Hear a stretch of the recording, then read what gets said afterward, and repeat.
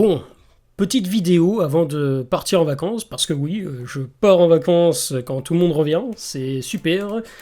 Donc voilà, petite semaine, donc il n'y aura pas de vidéo, a priori, pendant jusqu'à mercredi prochain. Mais sauf s'il y a vraiment une grosse annonce, voilà, peut-être que je ferai une petite vidéo depuis l'hôtel ou j'en sais rien. Mais ce qui est sûr, c'est que voilà, donc s'il n'y a pas de vidéo pendant une semaine, ne vous inquiétez pas, je reviens la semaine prochaine donc. Mais voilà, je voulais faire une petite vidéo un peu rapide parce que je pars tout de suite après. Donc je publierai la vidéo pendant le trajet. Mais voilà, je voulais faire une petite vidéo par rapport à... pour faire un petit bilan sur au niveau du box-office des films, des blockbusters qu'on a eu cette année. Pour le moment, l'année n'est pas finie, hein, bien entendu. Mais les blockbusters qu'on a eu cette année, ce sont principalement des films de super-héros.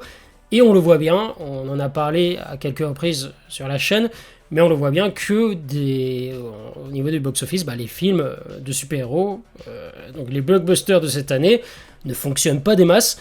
Alors, ce sont pas des beats totales, on n'est pas au niveau de The Marvels, mais elle avait rapporté seulement 200 millions de dollars, un peu plus, alors que le budget était déjà à ce niveau-là. Bon, enfin, c'était vraiment un beat total. Mais toujours est-il que ce ne sont pas non plus des énormes succès. On a eu par exemple le Captain America Brave New World, qui était donc le Captain America 4, et qui a rapporté 415 millions de dollars.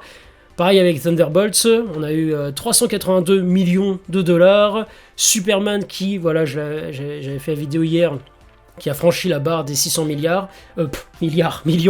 Et pareil, je reviens là-dessus, mais c'est pas...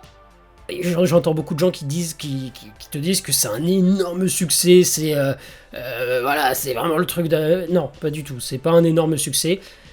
Il y a de quoi être, pour Warner, comme je le disais, il y a de quoi être content, satisfait du résultat, parce que, comme je l'avais dit, au vu du contexte actuel, ils ont tellement galéré, il y a eu tellement de soucis, que, mine de rien, ça va. Mais encore une fois, je le rappelle, le film n'a pas dépassé Man of Steel. Man of Steel, à l'époque, avait rapporté 670 millions de dollars au box-office, et déjà à l'époque, c'était pas un énorme succès. Déjà à l'époque, Man of Steel n'était pas considéré comme une énorme réussite. C'était suffisant pour lancer la machine, donc avec Batman et Superman, mais c'était pas un énorme succès déjà à l'époque.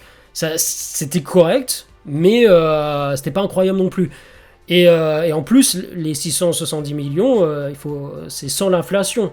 Si tu comptes l'inflation, on est à un niveau plus élevé, donc Man of Steel surpasse de loin, je parle bien en termes de box-office, surpasse de loin Superman. Après, au niveau critique et tout, ça, je laisse les gens débattre parce que je sais que ça divise et tout. Moi, je suis plus team Man of Steel, il y en a d'autres qui sont plus team Superman, voilà. Bon, après, ça, chacun ses goûts, les goûts et les couleurs, j'ai envie de dire.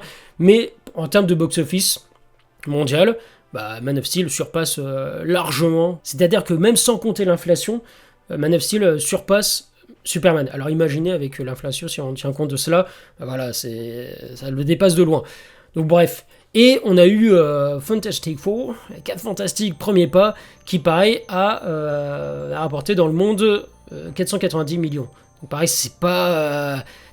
comme je l'ai dit, c'est pas des échecs totaux, mais quand même, on est bien loin d'un triomphe commercial en termes de box-office. Donc ça laisse à réfléchir, on se demande tous, voilà, s'il y a vraiment une super-héros fatigue. Moi je l'ai toujours dit, pour moi ce sont plus la qualité des films qui pose problème, parce que moi, j'en avais parlé avec quelqu'un dans les commentaires, il se reconnaîtra, je le salue d'ailleurs, et moi je l'avais dit, en fait, moi personnellement, depuis Endgame, aucun film de super-héros, en regardant la bande-annonce, m'a vraiment hypé. Alors effectivement, peut-être Spider-Man, parce qu'on se disait, il y a le retour de Tobey Maguire, Andrew Garfield, ça va être cool de voir les 3 Spider-Man, mais en dehors de celui-là, pour un résultat en plus qui n'était pas extraordinaire, mais bon, le côté fanservice, ça faisait que, allez, ça passait, mais le résultat n'était pas ouf. Mais en tout cas, ce qui est sûr, c'est que, il n'y a aucun film, aucune bande-annonce, quand je regardais la bande-annonce, à aucun moment j'étais en mode, là ça va être trop bien, ça va être génial, j'ai envie de regarder, ça s'annonce tellement épique, ça s'annonce tellement grandiose, Non, à aucun moment. Que ce soit pour Captain America, que ce soit pour les 4 Fantastiques. À la limite, je me disais, ouais, ça peut être sympa. Le résultat est que, ouais, les 4 Fantastiques, ça allait, c'était sympa. Captain America, je m'attendais tellement à pire qu'au final, ça passait aussi. Celui que j'ai vraiment aimé, tu vois, pour le coup, c'était Thunderbolts. Je le dis encore, je trouve que c'est un très... Il est vraiment... Alors, très bon film, c'est peut-être exagéré, mais j'avais bien aimé. Je l'ai revu il y a pas longtemps, et j'ai pris plaisir à le revoir. Mais ce qui a fait que le film n'a pas marché, c'est surtout qu'on avait affaire à des personnages qui étaient méconnus du grand public, et c'est pour ça qu'il n'a pas marché. Mais je pense que si on avait des personnages connus, bah le film aurait peut-être mieux marché. C'est même pas peut-être, c'est sûr qu'il aurait mieux marché. Et encore une fois, en termes au niveau des critiques, le film a été plutôt bien reçu. Donc voilà, c'est surtout le fait que les personnages étaient méconnus du public, le fait que les gens étaient un peu fatigués du MCU, sont fatigués du MCU, et donc voilà, ils sont désintéressés à ce projet. Mais je pense que si le film était sorti dans un autre contexte, il aurait mieux fonctionné. Mais voilà, en tout cas, ce qui est sûr, c'est qu'aujourd'hui, bah, les films n'attirent plus tant que ça, les films de super-héros. Mais moi, je le dis toujours, c'est pas le genre de super-héros qui pose problème, c'est vraiment les films en soi, tout simplement. Ce ne sont pas forcément des grands films, des bons films. Au mieux, ce sont des films sympathiques. Voilà. Bon, une petite exception pour Thunderbolts, encore une fois. Mais sinon, c'est pas incroyable. Et il y a autre chose aussi qui peut expliquer cette super-héros fatigue. C'est, en plus de la qualité des films, c'est le fait que, je l'ai dit en début de vidéo, les seuls blockbusters qu'on a, en général, et ça a été le cas pour là jusqu'à maintenant, en 2025, les seuls blockbusters qu'on a eu, c'était des films de super-héros. Et là, tu te dis, c'est dommage parce qu'il y a tellement de genres qui peuvent être exploités, que ce soit le genre science-fiction ou le genre peplum. Honnêtement, genre science-fiction, ça fait combien de temps qu'on n'a pas eu un film de science-fiction épique? Là, par exemple, les derniers films de science-fiction un peu grandioses et épiques qu'on a eu, je mets entre guillemets parce que ouais, le résultat était pas ouf, enfin, il était vraiment minable, on va dire, très médiocre, mais c'était la postologie Star Wars. Franchement, depuis Star Wars, depuis l'épisode 9 qui est sorti en 2019, je crois maintenant. Ouais, c'est ça, 2019. Si je dis pas de bêtises, ça veut dire que ça fait 6 ans qu'on n'a pas eu un film de science-fiction, un grand film de science-fiction au cinéma. Et pourtant, le genre science-fiction, c'est un genre c'est comment dire, une mine d'or pour justement... c'est un genre qui réunit tous les ingrédients pour te proposer des films épiques. Et jusqu'à maintenant, bah, tout ce qu'on a eu, c'est films de super-héros avec des budgets en plus démesurés pour des effets spéciaux qui sont pas forcément toujours bien fichus. C'est pas très bien finalisé. Voilà, on sait ce qui se passe dans les studios. Il y a vraiment une pression. Là, il y a des deadlines à respecter. Et ce qui fait que les équipes des effets spéciaux n'ont pas le temps de finaliser correctement les CGI et tout. Donc voilà, il y a aussi un gros problème par rapport à ça. Mais quand tu vois le budget de chaque film et les résultats qu'on a à la fin, c'est pas brillant. Il y a quand même un vrai écart et tu te dis c'est dommage. Donc bref, on a non seulement une accumulation de films de super-héros pour des résultats qui sont pas brillants, mais en plus de ça, ouais, il y a des genres il y a d'autres genres qui ont le mérite d'être exploités. Et c'est pour ça que on a eu aussi, pardon, je parlais de Star Wars, mais en termes de science-fiction, c'est vrai qu'on a eu Dune. Et d'ailleurs, on a le Dune 3 qui va sortir l'année prochaine. Et alors même si j'avais eu un peu de mal avec le tout premier Dune, j'ai plus apprécié la partie 2. J'avais en plus eu la chance de le voir dans de bonnes conditions au cinéma en IMAX et tout ce qui va avec. Il y avait une vraie ambiance. J'ai vraiment eu... Ça a été une très très bonne expérience, le Dune 2.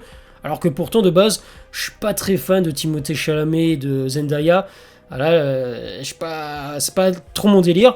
Mais je trouve que dans ces films-là, dans les Dunes, ça passe plutôt bien et vraiment, j'ai trouvé que enfin, on avait un retour d'un bon film de science-fiction, deux bons films de science-fiction au cinéma et ça faisait plaisir. Ça me manquait un peu.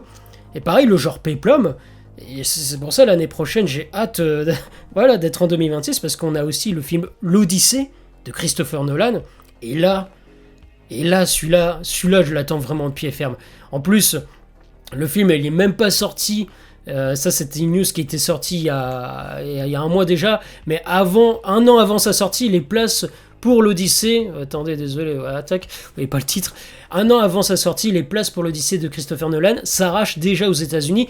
Ça avait battu des records. Et ça montre à quel point comment dire, le film est attendu. Et moi, vraiment, c'est tellement rare de voir le genre péplum au cinéma. Le dernier qu'on a eu, le dernier en date, là, c'est Gladiator 2. Voilà, c'est pas forcément une référence. Ça montre à quel point j'étais désespéré parce que moi, à la base, le péplum, c'est un genre que j'adore. C'est vraiment un genre où tu peux... T'as vraiment, comme je l'ai dit, c'est une mine d'or. Tu peux tellement proposer des films grandioses et épiques avec plein de figurants, des décors incroyables, avec des grandes batailles, des personnages qui ont une certaine profondeur, vraiment avec une histoire qui raconte quelque chose d'épique. Il y a tellement moyen de faire des grands films. Et c'est vrai que ça me manque tellement, le genre péplum, que ce soit film de science-fiction et film péplum. Ce sont deux genres, pour moi, qui méritent de revenir sur un grand écran. Et est-ce que c'est bon? C'est vrai que le genre super-héros, moi j'aime bien, mais moi je dis pas qu'il faut effacer complètement ce genre-là, le genre super-héros, mais il faut proposer aussi d'autres choses. Et ça me manque cruellement les films de science-fiction et péplum. Alors j'ai oublié aussi, je parlais de Star Wars, j'ai oublié Dune, voilà, bien, comme je l'ai rappelé, mais il y a aussi Avatar. Avatar aussi qui fait partie de ces films de science-fiction, mais c'est trop rare, c'est trop peu présent ces deux genres au cinéma et ça a le mérite de revenir. C'est pour ça que moi j'ai vraiment hâte d'être en 2026 pour découvrir l'Odyssée de Christopher Nolan, parce que voilà, le dernier, comme j'ai dit, c'était Gladiator 2. C'est pas une référence, c'était pas incroyable, ça faisait plaisir parce que c'était le retour du genre péplum sur grand écran. Mais donc moi j'avais été le voir au cinéma parce que j'étais un peu désespéré, je me suis dit ça va pas être incroyable le film, mais au moins le genre péplum, moi comme j'aime bien, je vais quand même aller le voir au cinéma. Bon, il s'avère que le film était moins pire que ce que je pensais, mais bon, il y a des scènes ridicules quand même dans ce film, et ça ne surpassera jamais... Vraiment, mais jamais le premier Gladiator. Bon, on le savait tous, on savait que ça n'avait pas l'intention de le surpasser ou même d'être à son niveau, mais c'est même pas ça, c'est même pas qu'il n'est pas à son niveau, c'est qu'il est très très très très loin derrière. Contrairement à, par exemple, tu vois, tu prends l'exemple de Blade Runner 2049, bon, même s'il ne surpasse pas le premier Blade Runner, qui d'ailleurs, qui est de Ridley Scott, tout est lié, parce que Ridley Scott, Blade Runner, après la suite c'est Denis Villeneuve, réalisateur de Dune, tout est lié dans tout ça, vous comprenez? Bref, et voilà, pour le coup, je trouvais que Denis Villeneuve avait fait du bon travail pour Blade Runner 2049. Ça surpassait pas le premier, ça n'arrivait pas à son niveau, mais il était pas loin derrière, je trouve. Franchement, c'était une très très bonne suite. Très très bonne suite, Blade Runner 2049. Donc voilà. Voilà, d'ailleurs, Blade Runner 2049, je crois qu'il c'était avant 2019. J'ai un petit doute maintenant, mais voilà. Bon, ce qui est sûr, c'est que depuis 2019, en termes de science-fiction, on a que eu Dune, le 1 et 2, et Avatar. Voilà, c'est tout. Et niveau Péplum, on a que eu Gladiator 2, je crois, sur grand écran. Donc c'est pas incroyable, hein, Gladiator 2. C'est pour ça, moi, voilà, je le dis encore une fois. J'ai hâte de découvrir l'Odyssée, vraiment. Dune 3, je l'attends de pied ferme aussi, parce que vraiment, le deuxième, la partie 2, j'avais adoré la fin, comment ça se termine. T'as envie de découvrir la suite. Bon, c'est un peu dommage, parce que quand tu connais les livres, tu sais qu'ils vont un peu zapper toute cette période de guerre sainte. Ça va se passer vraiment des années après. Donc voilà, moi, j'espère quand même qu'on aura des flashbacks ou voilà, des choses sympas par rapport à cette période-là. Mais... ce qui est sûr, c'est que voilà, moi j'ai vraiment hâte de découvrir Dune 3, j'ai hâte de découvrir l'Odyssée. Voilà, Christopher Nolan, c'est un réalisateur que j'apprécie beaucoup. La plupart de ses films, je les ai adorés, sauf Tenet, j'ai eu un peu de mal avec celui-là, mais voilà, le dernier par exemple, Oppenheimer, c'était pour moi un très très bon film. Puis bon, les The Dark Knight, Inception, Interstellar, bref, on va pas tous les citer, mais pour moi c'est un très bon réalisateur, donc hâte de découvrir l'Odyssée, et j'espère qu'on va avoir un retour du genre péplum et de science-fiction. Science-fiction ça allait encore, mais vraiment du genre péplum, ça a le mérite d'être sur grand écran. Vraiment, c'est un genre qui a le mérite de revenir. On a tous... Enfin, après, dites-moi dans les commentaires, mais moi, personnellement, j'ai envie que ce genre revienne au cinéma. Revienne sur grand écran. Donc voilà, n'hésitez pas à me dire tout ça dans les commentaires, me dire ce que vous en pensez. Et puis, moi, je vous dis à très bientôt. Donc, à la semaine prochaine pour une vidéo, à moins qu'il y ait une grosse annonce. Voilà, là, je ferai peut-être, comme je l'ai dit en début de vidéo, petite vidéo depuis l'hôtel et tout. Ça sera un peu à l'arrache. Mais voilà, mais sinon, ça sera la semaine prochaine. Donc, je vous dis à très bientôt pour de prochaines vidéos. Ciao tout le monde.